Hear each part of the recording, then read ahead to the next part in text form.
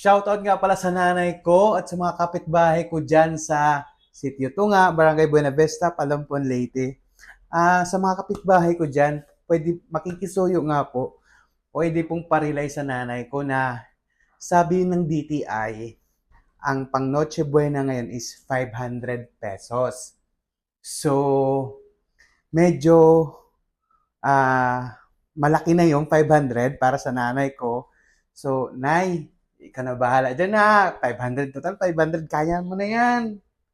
Total 500 lang naman yan eh. So, pakisabi sa kanya na wag na siya magreklamo dahil galing yun sa DTI, secretary. Siya mismo ang nagsabi na 500 pesos, kasya na yun pang Noche Buena. Kaya, Nay, alam mo na. So, tawad muna ako ngayon ha. Pwede bang next year na lang muna? Di nga, walang biro na. Kasi sabi niya, 500 pesos na lang daw eh. So, para sa akin, kasya naman na yun sa nanay ko kasi ano pa bang ihanda niya? Wala naman ako doon. Charot. Makihanda ka na lang dyan sa mga kapitbahay. Tapos, o di kaya kung may 500 ka, iambag mo na lang yung doon para makakain ka sanda ng kapitbahay. Tsaka, Pasko naman na eh. Nay ha.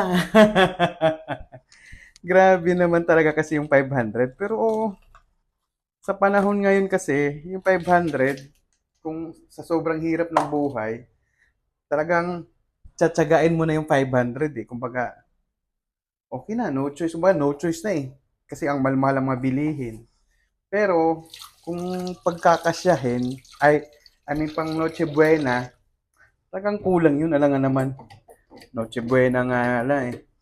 Dapat hindi na tipirin yun, kumbaga, di ba? Pero dahil binaba yon ginawa mong batas yun, parang, ay hindi, dahil DTI mismo nang galing yun na 500 pesos, so wala na tayong magagawa dun. Sila, o mismo ang taga-gobyerno na ang nagsabi na 500 pesos, kasya na pang Noche Buena. Kaya, ikaw na relax. So, kung hindi ka maniwala, ilalagay ko yung mismong sinabi niya para basahin mo kung may time ka mag-cellphone. Sa bagay, hindi ko alam kung marunong ka ba mag. So, doon na lang ako sa mga kapitbahay pala. Nakikiusap po, pakisuyo lang po kung dadaan yung nanay ko dyan sa inyo or pupunta dyan sa inyo makichismis or makipagchismisan. Pakirely na lang po na 500 pesos lang yung budget ngayon pang Noche Buena. Wala na. 500 pesos lang. So, yun lang. Gusto ko lang thank you sa mga kapitbahay ko. Sana ipaabot nyo. Ha? Please. Wait lang. Maghugas muna ako.